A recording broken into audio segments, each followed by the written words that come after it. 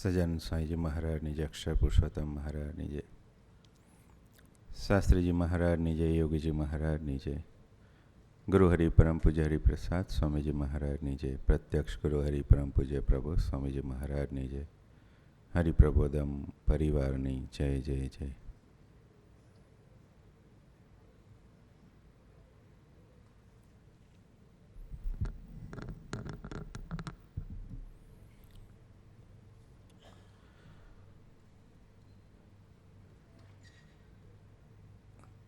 અહીંયા બેઠેલા લગભગ બધા જ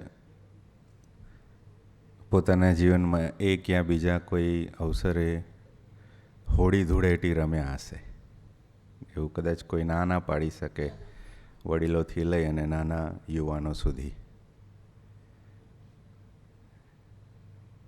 તો હોળી ધૂળેટીની અંદર કલર હોય, હાથની અંદર આપણે લેતા હોય, એકબીજાને લગાવતા હોય. કોઈ કાચા કલર હોય, જલ્દી છૂટી જાય. કોઈ પાકા કલર હોય, અઠવાડિયું, 15 દિવસ, મહિના સુધી લાગેલા રહે. તો એક સામાન્ય કલર આપણે હાથમાં લઈએ છીએ અને એ પીછો નહીં છોડતા. ગુણાત્યાન સહી કે અમે પકડ્યા છે, એમને એમ છોડીશું. કથ્થો તો છોડવા માંગે છે, પણ કથ્થો આપણને પકડ્યો એવું છે. આપણે છોડવું હોય તો એ છોડાશે નહીં. ગુણાતીયન સાહેબ બહુ માર્મિક વાત કરે છે.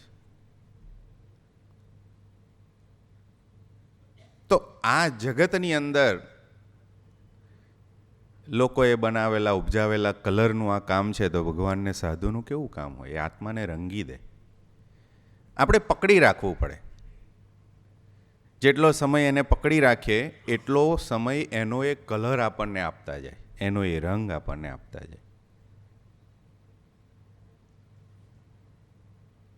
આપણા જેવા દેખાતા હોય, આપણા જેવું કાર્ય કરતા હોય,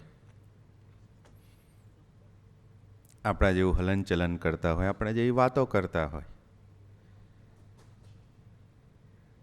પણ જેમ પારસમણી હોય, સામાન્ય પથ્થર જેવો દેખાતો હોય, પણ 100-200 વર્ષ જૂનું ગમે એવું કાટ આવેલું લોખંડ હોય,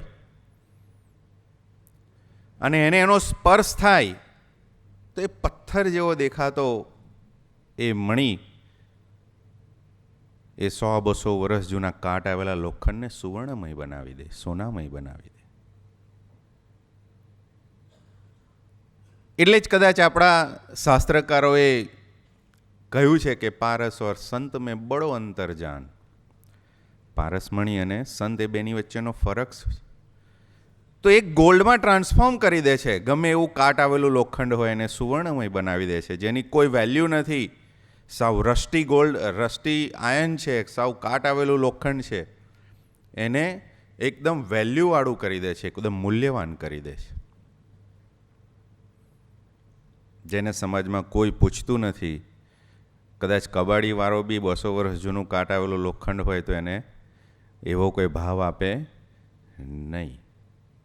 પણ એ જ વસ્તુને પારસમણીનો સ્પર્શ થાય તો સુવર્ણમય થઈ જાય. તો પારસ ઓર સંત મેં બડો અંતર જાન. એક લોહે કો સોના કરે, એક કરે આપ સમાન. આ સંતનું કાર્ય છે.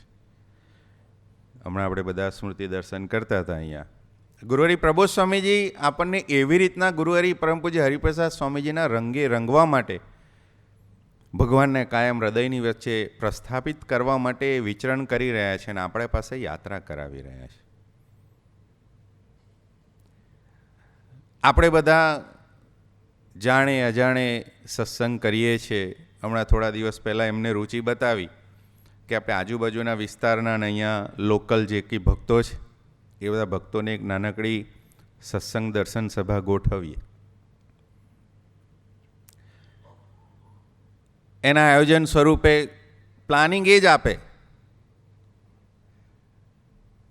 આપણા અંદર, અહીંયા બેઠેલા અંદરમાં કોકને કદાચ વિચાર આવ્યો હશે કે ભાઈ આપણે દર્શન કરવા મંદિરે જવું છે, ગુરુહરિ પ્રબોધ સ્વામીજીના દર્શન કરવા મંદિરે જવું છે. આવો કદાચ કોકને વિચાર આવ્યો હશે.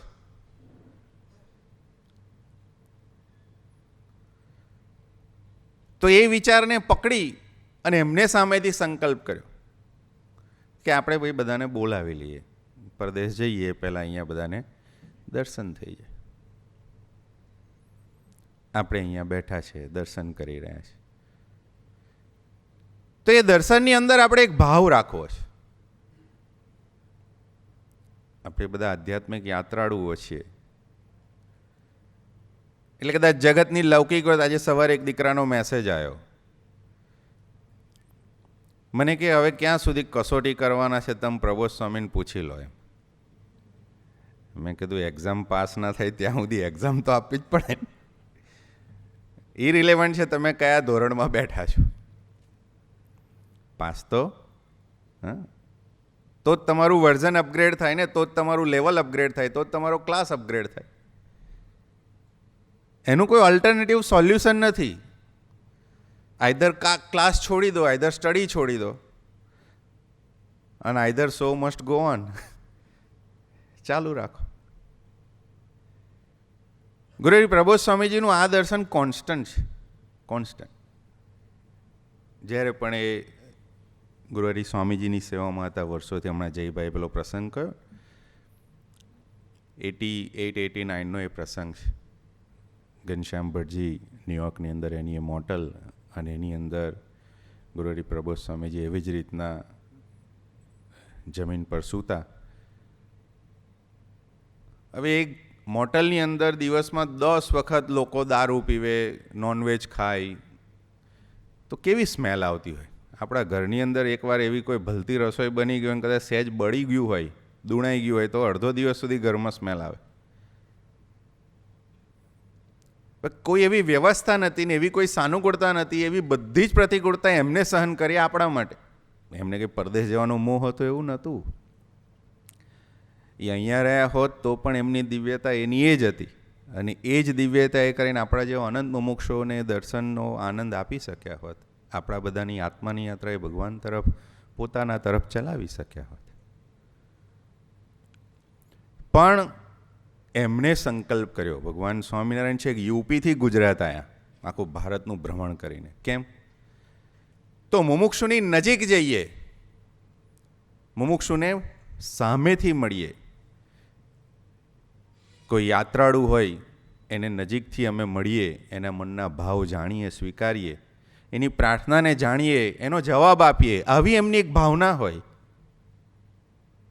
અને એટલા માટે છે કે યુપીથી અહીંયા પધાર્યા આપણને બધાની યોગમાં. કદાચ આપણે યુપી જવા, હમણાં અયોધ્યામાં મંદિર બન્યું, જવાનું થાય તો કદાચ ક્યારે જઈએ ને શું જઈએ, એને ઘાટ પડે તો. હવે અમેરિકા હતા, એક ડૉક્ટરના ઘરે પધરામણી હતી, એટલે સુખી પરિવારના હતા. ડૉક્ટરને ત્યાં બેઠા હતા, એટલે ડૉક્ટરને મેં કીધું કે ડૉક્ટર તમે કેટલા વખતથી પ્રેક્ટિસ કરો છો? તો કે લગભગ 20-22 વર્ષ થયા. એમ તમારે બીજે જવાનું થાય તો ક્યાં કોન્ફરન્સીસ ને બધું હોય, એટલે મારે જવાનું થાય. એમ ક્યાં ક્યાં જાઓ? સ્વામી મેં નક્કી કર્યું છે કે આ સ્ટેટની બાઉન્ડ્રી નહીં છોડવાની. આપણે ઘણા એવા હોઈએ, આણંદમાં રહેતા હોઈએ કે સરાઉન્ડિંગના આપણે ગામડાઓમાં રહેતા હોય, ઘણીવાર એવું બને કે આપણી આખી જિંદગી નીકળી જાય, આપણે બોમ્બે ના ગયા હોય. કૂવાના દેડકા જેવી આપણી જિંદગી છે. અને ભગવાન અને સંતનું કાર્ય છે અગાધ છે. એમને કોઈ બાઉન્ડ્રી બાંધી શકે એવું છે નહીં. એટલે જ્યાં પણ વિચરણ કરે ત્યાં ત્યાં બધે જ એમની સુવાસ પ્રસરાવે.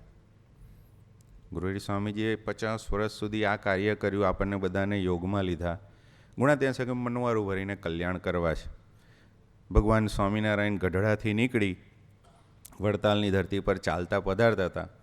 તે પાછળ મૂળજી બ્રહ્મચારી, એમનો જે રોજો ઘોડો તે વખતે મહારાજની સાથે હતો, તે લઈને આવ્યા. મહારાજ આ ઘોડો છે, એની પર બિરાજો.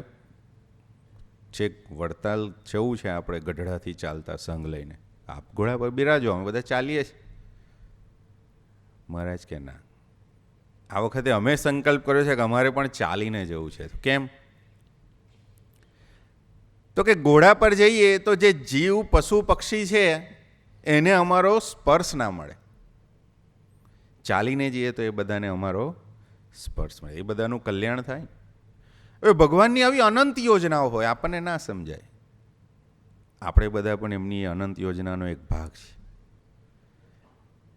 પણ આપણને યોગમાં લીધા છે એ સુખ્યા કરવા માટે. પ્રભુ સ્વામીજી પાસે એક દીકરો આવ્યો.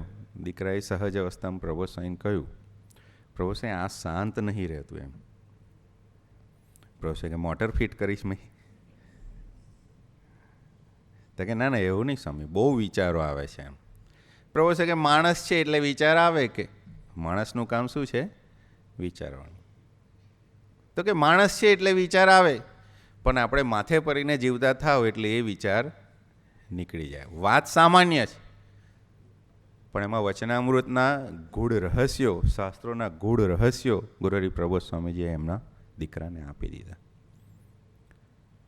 કે ભગવાનના સમ્યક માથે પડીને જીવવું.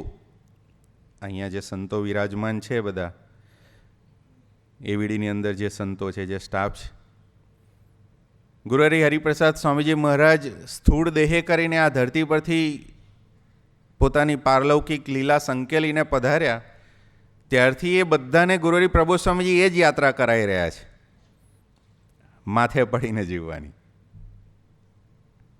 કઈ બી કહીએ એટલે આપણે ભજન કરો, કઈ બી કહે એટલે ભાઈ દીકરો મને કે પ્રબોધ સ્વામીજી પાસે ગયો, પ્રબોધ સ્વામી કે ભજન કરો એવું મને કહ્યું. ક્યાં સુધી કરવાનું? મેં કીધું તને ટાઈમ આપ્યો છે? તો કે ના. તો મેં કીધું કરે રાખવાનું. ટાઈમ આપ્યો હોય આપણને કે ભાઈ ચાલો અઠવાડિયું કરજો, મહિનો કરજો, તો બરાબર છે. મીટર તો એમની હાથમાં છે. એમને કીધું કે ભજન કરવાનું એટલે આપણે કરવાનું. સાધને કરીને સમાધાન મળે કે સાધને કરીને આપણા પ્રશ્નોનો સોલ્યુશન મળે એવું નથી. કૃપા સાધ્ય છે આવા પુરુષો. એ સંકલ્પ કરે ને કામ કરી દે. એક દીકરાએ કીધું મારા ફાધરને કેન્સર છે.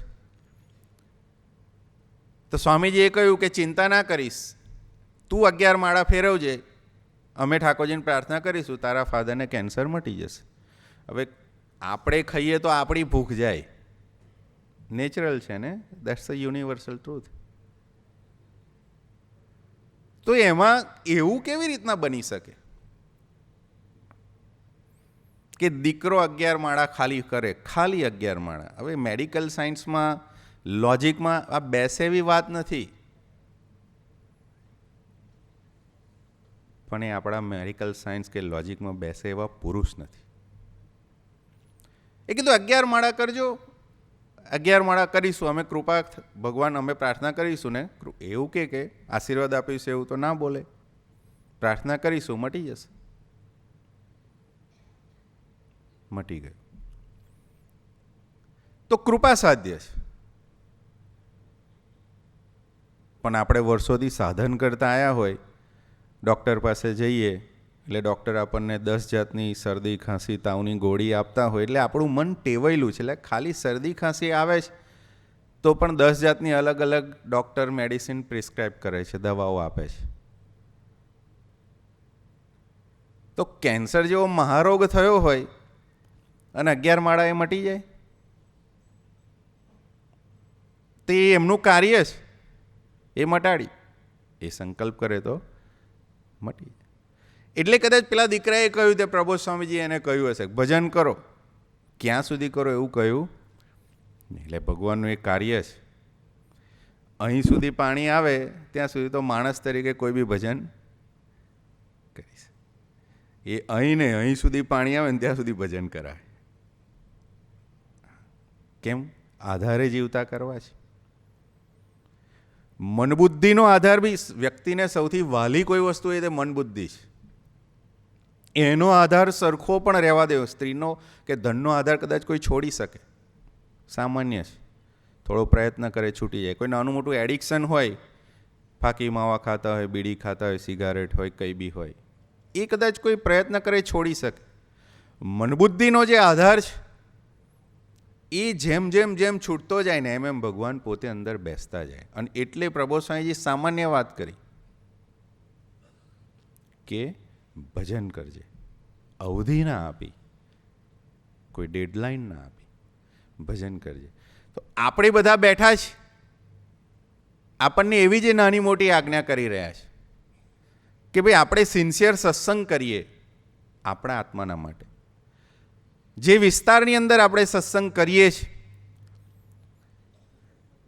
એ વિસ્તારની અંદર જે કાર્યકર્તા મુક્તો હોય એમનું માથું ખાઈએ, આપણને આપેલા જે ભગવદીય સંતો છે એમનું માથું ખાઈએ, એમને કહીએ કે આપણા માટે પ્રાર્થના કરે ઠાકોરજી ચરણે, ગુરુહરિ ચરણે. જાતે સમાધાન શોધવા જઈએ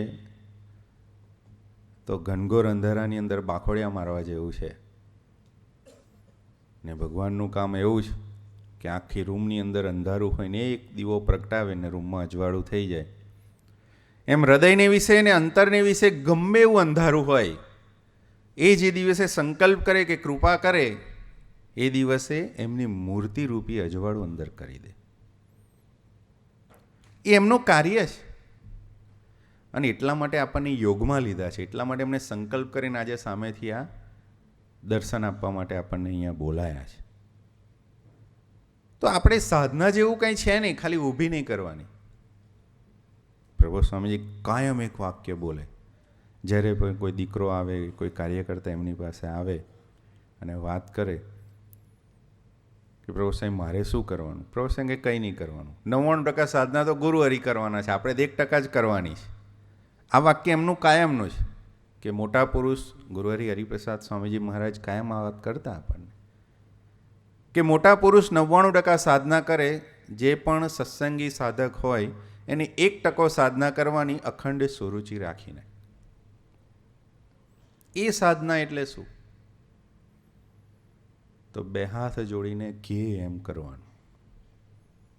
ગુણાત એમ છે કે આડું અવરું તરી નહીં જવાનું, ના થાય તો ના પડ દેવાની, નહીં થતું સ્વામી તો એનો કોઈ રસ્તો કરી આપે, એ જ રસ્તો બતાવે. આપણે રસ્તો શોધવા જઈએ પાછા ભૂલા પડી જઈએ.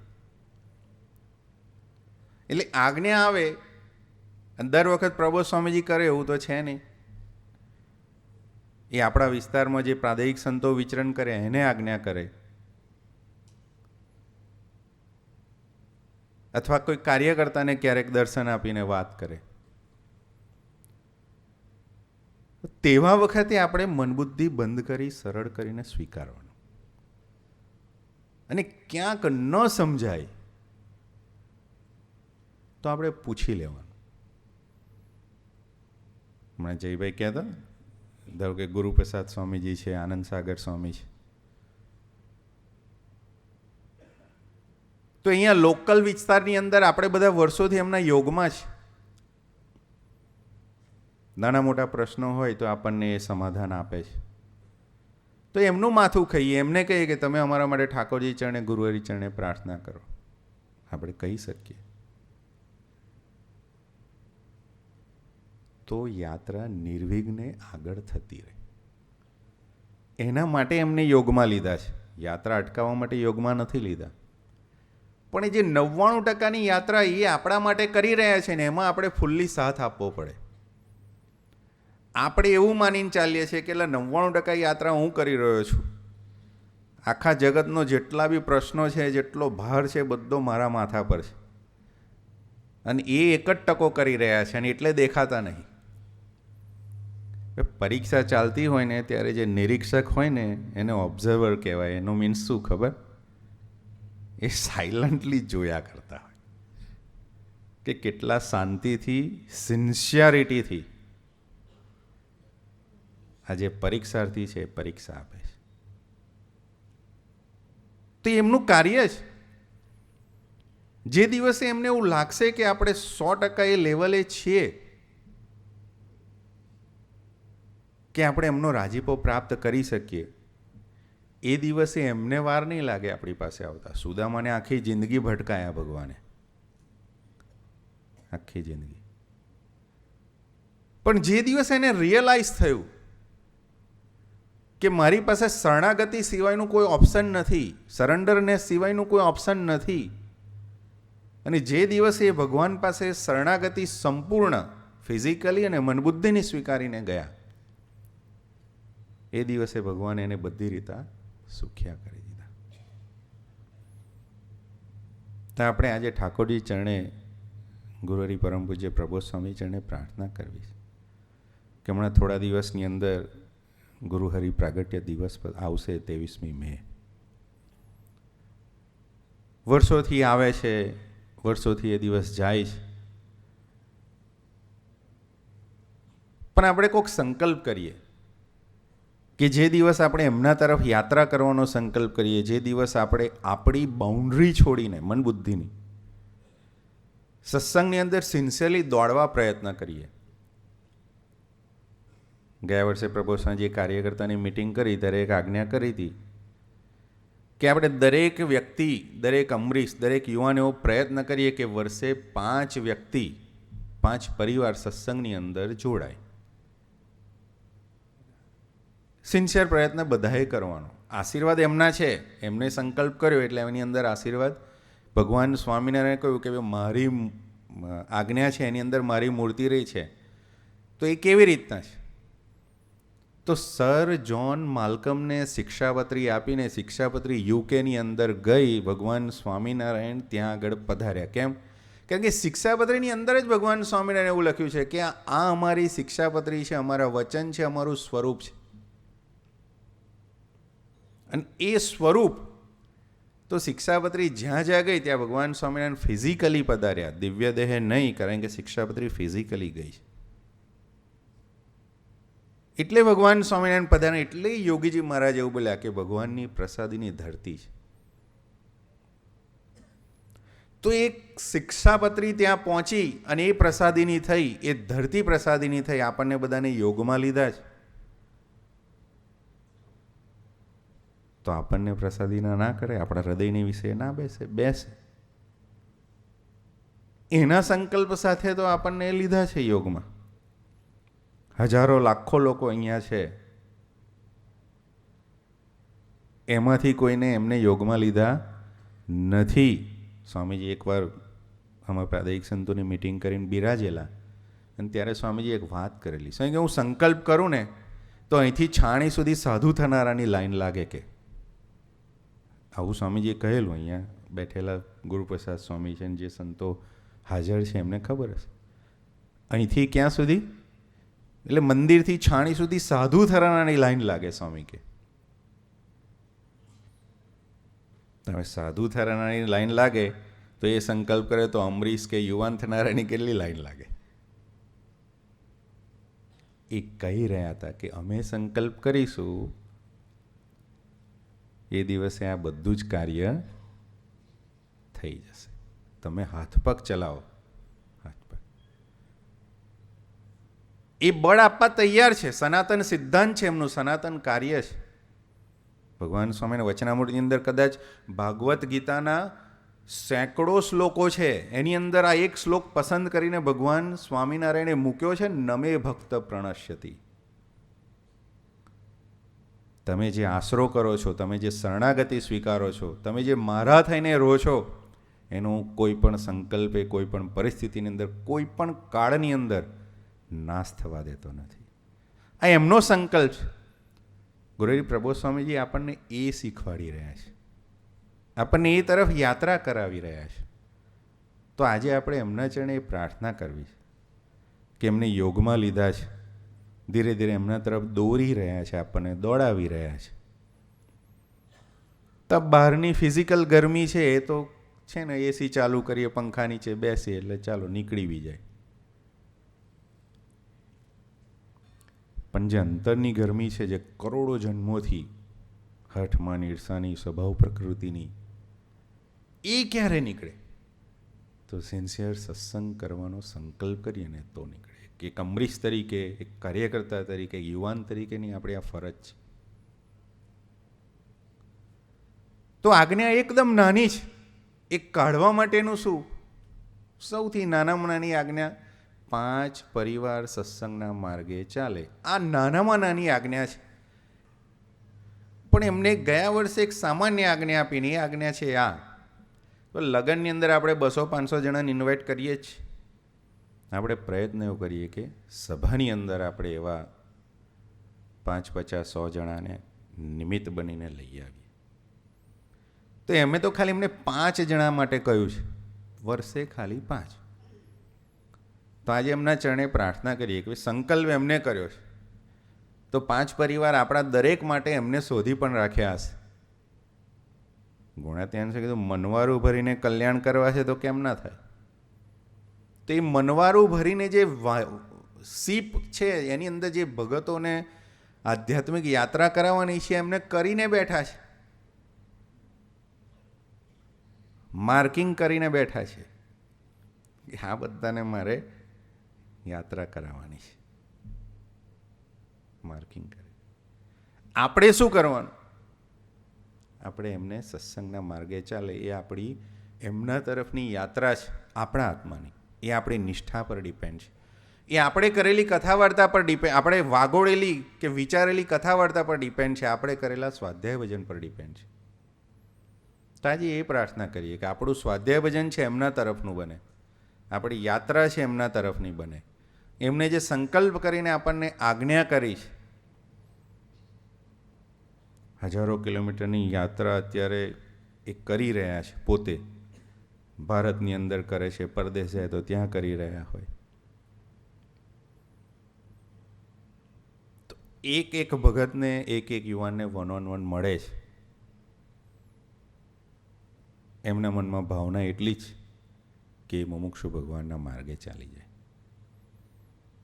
એમના હૃદયની વિશે ભાવ એક જ કે ગુરુહરિ પરમ પૂજ્ય હરિપ્રસાદ સ્વામીજી જે યાત્રા લઈને આ ધરતી પર સંકલ્પ કરીને જે આ ધરતી પર પધારેલા, એ યાત્રા આપણી જોડે થાય. તો આજે એમના ચરણે પ્રાર્થના કરીએ આપણે બધા જ ભેગા મળી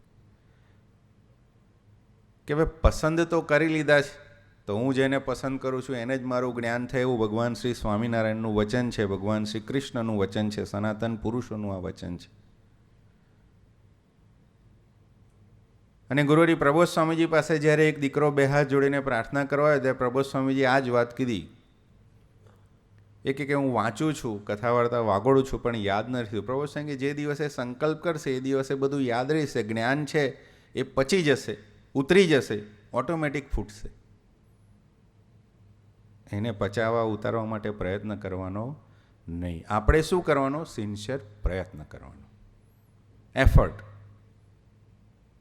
હમણાં પેલા ખોરવાડ સિલીના બધા દીકરાઓ છે, તો હમણાં 10મા-12માની બોર્ડની એક્ઝામ આપવાની હતી, તો આવેલા ગુરુહરિ પ્રબોધ સ્વામીજી વોકિંગ કરવા નીકળ્યા, તો ઊભા રહ્યા લાઈનમાં બધા કે સ્વામી અમે બધા 15-20 દીકરાઓ હતા 10મા-12માની એક્ઝામ, અમે બધા એક્ઝામ આપવા આવ્યા છે, એટલે એક્ઝામ આપવા જઈ રહ્યા છે બોર્ડની, તો હવે આશીર્વાદ આપજો. પ્રબોધ સ્વામી કે 4 કલાક વાંચવાનું, કોઈને કીધું 6 કલાક વાંચવાનું.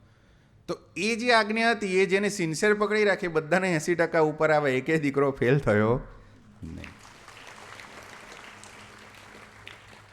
આજ્ઞા નાની જ હતી, 4 કલાક વાંચવાનું, કે હવે કદાચ એમને ન પણ કહ્યું હોત તોય કોઈ પ્રયત્ન કરે 4 કલાક કે 5 કલાક વાંચવાનું, પણ આજ્ઞા કરી એના ભેળા એમને આશીર્વાદ આપે. એવું ના કીધું કે ચાલો પાસ થઈ જશો, પણ એમને શું કીધું? હવે એમાં સિન્સિયરિટી રાખવાની. તો આજે 5 પરિવાર સત્સંગના માર્ગે ચાલે એમાં નિમિત્ત બનવા માટે આપણે સિન્સિયર પ્રયત્ન કરવાનો, એમાં સિન્સિયર સુરુચિ રાખવાની.